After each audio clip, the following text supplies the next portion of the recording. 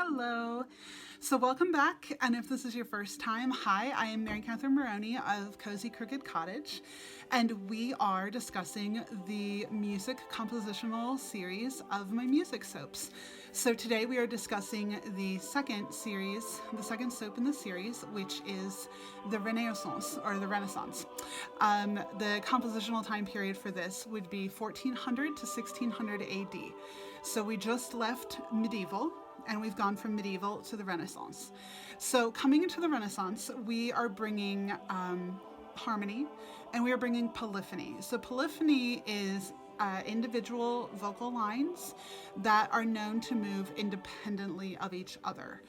This is really important going into the Renaissance because all of a sudden the composers are starting to develop harmony. They're starting to really focus on the lines working together rather than independently. What this brings, and which I love because I'm a singer, what this brings is the advent of choral music. And so we have chorales, so you have a lot of a cappella music. You have not only the sacred texts of the medieval period, but now those sacred composers are really starting to explore secular works as well. So you've developed madrigals, you're going into motets, you are doing masses, anthems, psalms. It just explodes. The music is flourishing at the time. And so the elements that are starting to appear, which is what I was looking at when I was creating the soap, is that there's a defined tonal center. That it's starting to, instead of having the one vocal line, which is monophonic, one voice, that there's a tonal center that is being found, and there's increased harmony rather than polyphony, harmony rather than all these extra lines. And then they're starting to build increased instrumentation and tonality and scales over tonality. My apologies. And so all of this is just, music is exploding. They're not all the way to having a key yet, which is what we know, but they're going into tonal centers, into having a set pitch, into having an understanding of where the music is being composed around. Also, what's really important to know is that all of a sudden, all of these instruments are being brought onto the scene. And so it's a rampant time for creation of new instruments. You have got brass instruments like the slide trumpet and the cornet. You've got a valveless trumpet. You have stringed instruments like the lute, the continued of the lute, the lyre, the guitar. The harpsichord is now part of this increased percussion using the triangle, the tambourine, bells, and all kinds of small drums. And then now they're using early woodwinds as well. So we had the recorder, but we've moved from the recorder into reed pipes, bagpipes, transverse flutes. And so just the realm of what music can even encompass is so much greater because it's exploded at this point, and the same thing is happening in art. So all of these colors, like the color palette in art is gigantic and it's exploding.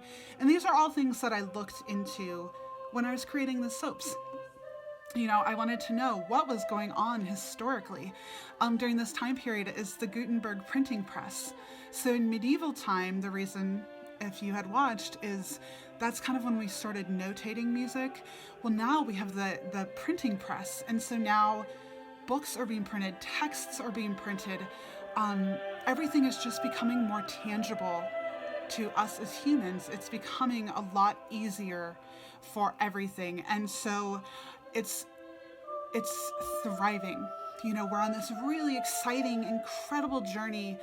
And in music, we're on this journey to move out of kind of modes and harmonies towards a more organized system of scales. And especially when you look at the fact that the Renaissance covers 200 years, that's a lot of time. That's a lot of time for development. That's a lot of time for these textures and everything. And as a singer, I absolutely love it. I love the music that came out of this time period. When you look at composers like Palestrina or De Victoria or de Prez, and you have these composers who are starting to take these melody lines and they start to weave them in, but then they really pay attention to where the next vocal line is coming and how they fit together and how all of it works together. And it's a cappella music, which means without any accompaniment. So these incredible textures and these incredible aural colors are coming into the music, even without instrumentation. And that's just something I personally love. Like, I love singing with orchestras. I love instrumentation, don't get me wrong. There's something phenomenal about the amount of color that can be produced just with the voice alone. And that is something that is really explored in this time period. So when I was looking at that, I was trying to think, how do we move from this medieval time period into a more enlightened time period, right? The Age of Enlightenment. Also combining these colors that were starting to appear in paintings, that were starting to appear in traditional things that you see if you were to go to an art gallery or if you were to go to all of these places. And so what I came up with was this. And so this is the Renaissance. This is the second in the music series. So this middle color, and you can kind of see it a little bit on the top too, that is that Maya gold. So the Maya gold was across the top and woven throughout in the medieval, and now it's swirled. So now we've got the addition of carmine, this bright, this vibrant red, this red like ochre color that is starting to pop on the scene.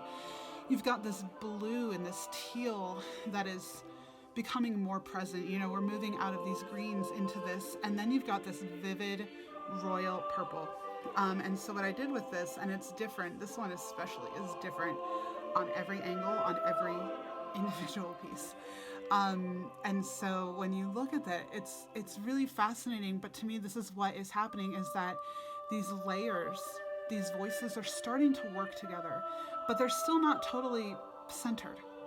You know, they're still trying to figure out where they fit in the mix. The voices are a little independent.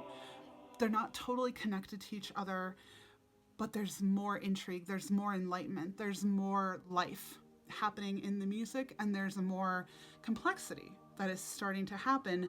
But as you can see, there's not a whole lot of form. That's where I was going with this.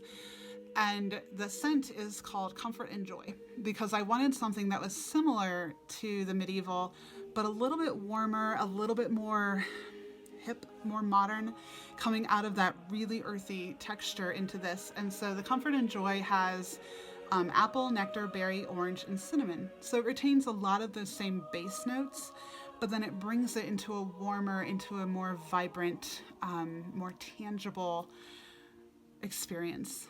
You know, so we've got these swirling colors that are starting to work together. They're starting to have this tonal center. They're starting to have a very defined aspect to themselves, but they're not there yet.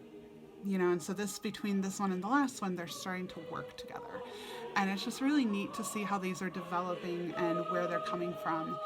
And so here we are. This is the Renaissance. This is 1400 to 1600. And so thanks for joining again. I am MaryCatherine. I am the Cozy Crooked Cottage, and I hope that you continue to join us for this music soap series. So see you later.